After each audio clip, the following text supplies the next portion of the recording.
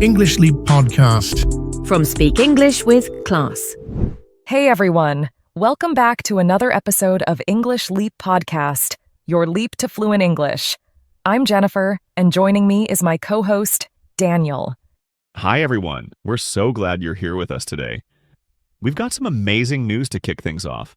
We've reached 50,000 subscribers in a remarkably short time. We're absolutely blown away by how quickly our community has grown, and we couldn't be more thrilled. Your comments, likes, and shares keep us motivated every day, and we're so grateful for this incredible support. Absolutely. Seeing so many of you committed to improving your English is truly inspiring. It's your enthusiasm that drives us to keep creating content that helps you learn and grow. But we've also noticed a few comments where some of you seem a bit discouraged, like you're struggling to keep up or wondering if you'll ever get the hang of English. Yes, and if that's you, this episode might just be the motivation you need. We're going to share a technique that can make a real difference in your learning journey, one that grows gradually over time. Learning a language is like planting a seed.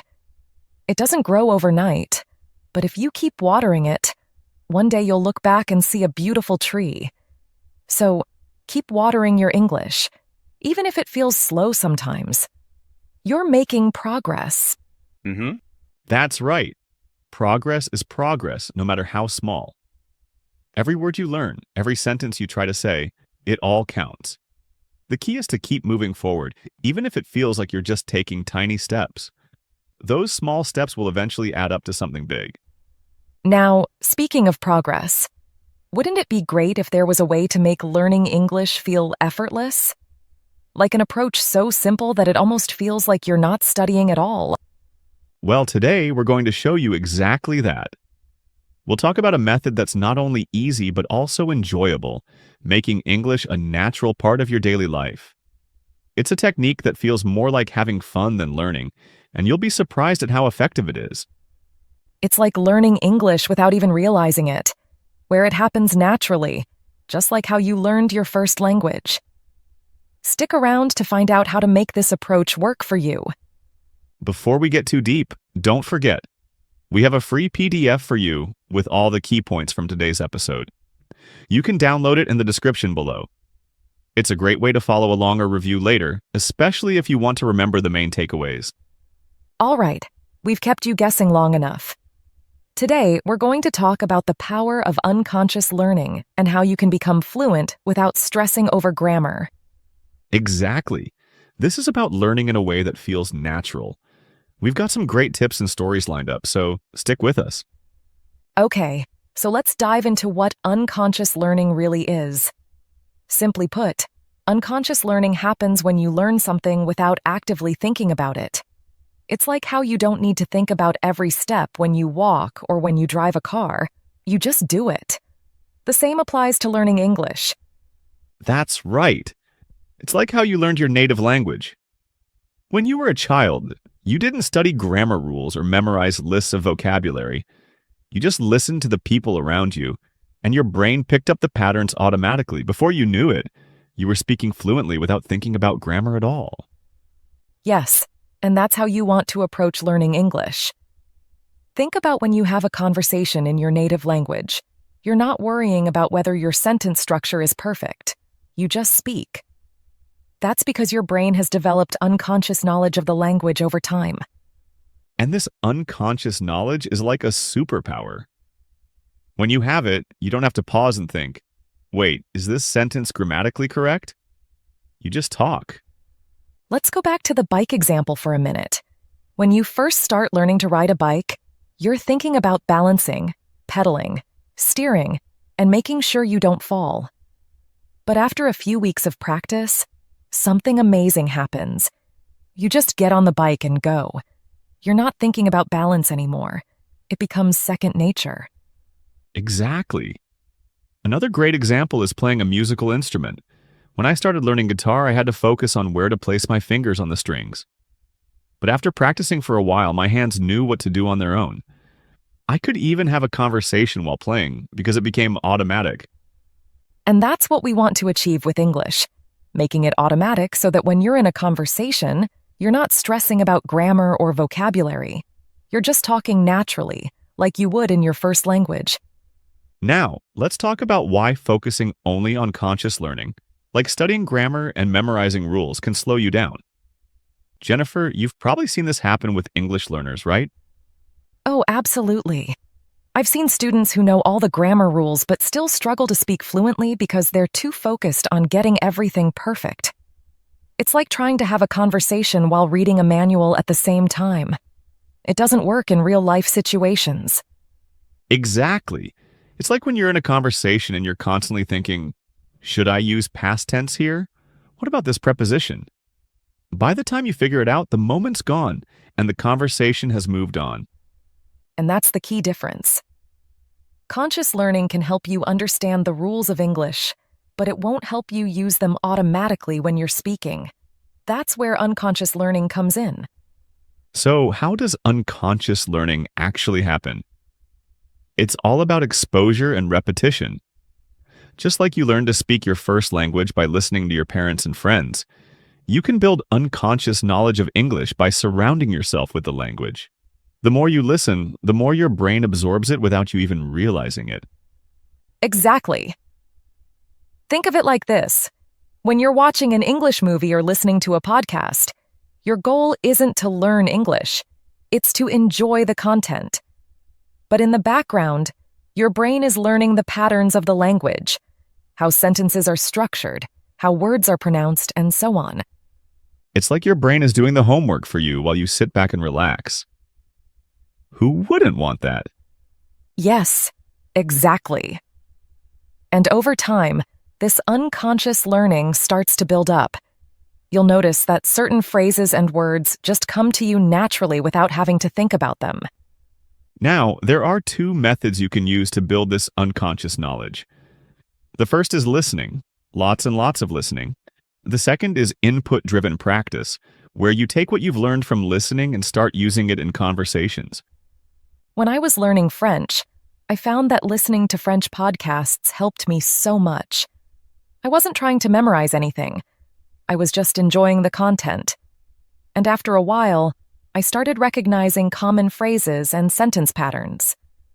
I could use them in conversations without even thinking about it. Yes, that's the beauty of listening. Your brain is picking up on all these little details that you're not even aware of, and they come out naturally when you speak. So the more you listen, the better you'll get at speaking. And the best part is, you can do this anywhere. You don't need to set aside hours of study time. You can listen to English while doing other things, while commuting, exercising, cooking, or even just relaxing.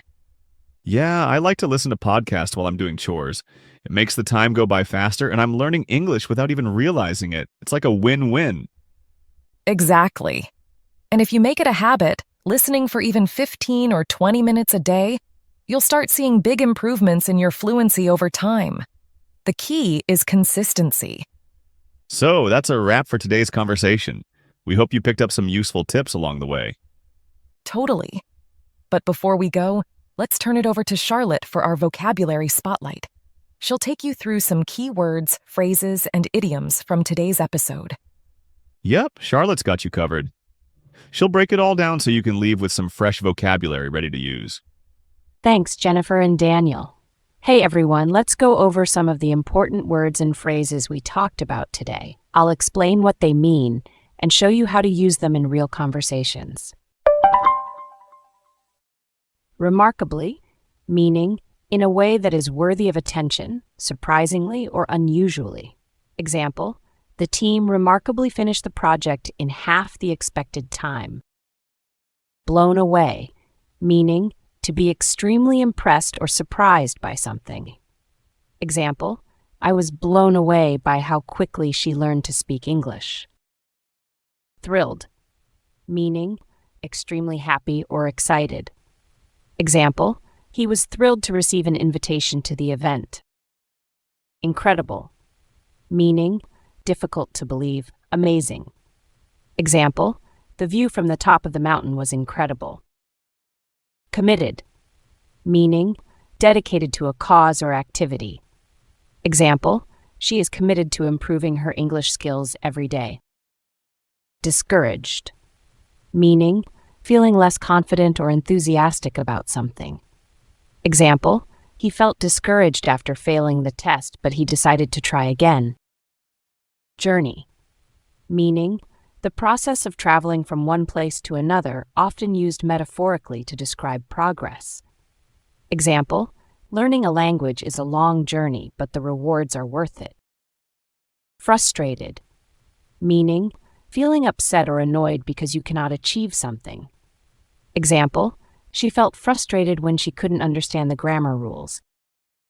Effortless, meaning requiring no physical or mental exertion, very easy. Example, his dance moves looked effortless, but they took years of practice. Naturally, meaning in a way that is easy and does not involve effort. Example, she naturally picked up the accent while living abroad. Motivated, meaning having a strong reason to act or accomplish something. Example, he felt motivated to study harder after seeing his progress. Exposure, meaning being introduced to or coming into contact with something. Example, exposure to different cultures can help you learn a new language faster. Repetition, meaning the action of repeating something that has already been said or done. Example, repetition is key to remembering new vocabulary. Structure, meaning the arrangement or organization of something. Example, the structure of the sentence made it difficult to understand. Fluently, meaning to speak a language smoothly and with ease. Example, after years of practice, she could speak French fluently. Conscious, meaning aware of and responding to one's surroundings, deliberate. Example, he made a conscious effort to speak more clearly. Memorize, meaning to learn something so well that you can remember it exactly. Example, she had to memorize a list of vocabulary words for the exam. Automatic, meaning working by itself without human control, done without thinking. Example, over time, using English became automatic for him. Consistently, meaning in a way that does not change, regularly. Example, he practiced speaking English consistently, which helped him improve. Inspiring, meaning making someone feel enthusiastic or excited about something. Example, her speech was so inspiring that it motivated many people to volunteer. And that's it for today's vocabulary review. I hope these new words were helpful, and I'm sure you're excited to start using them in your English conversations. Thanks, Charlotte. That was super helpful, as always. Yes, thank you, Charlotte.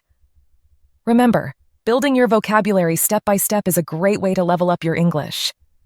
So, to sum it all up, unconscious learning is the key to speaking English fluently and naturally. It's all about building that automatic knowledge through exposure and practice. The more you listen and use English in real situations, the more it will start to flow naturally. Exactly. And remember, this is a process that takes time, so don't rush it. Just enjoy the journey, surround yourself with English, and let your brain do the work in the background. You'll be surprised at how much progress you'll make without even realizing it. And don't forget to grab the PDF with all these tips. It's a great way to keep everything handy as you practice. Thanks for joining us, everyone. Keep practicing, keep learning, and keep leaping towards your English goals. And we'll see you next time on English Leap Podcast. Take care and happy learning. Your progress doesn't end here. To continue advancing your English skills, click on the next video or explore the additional videos we've thoughtfully selected for you.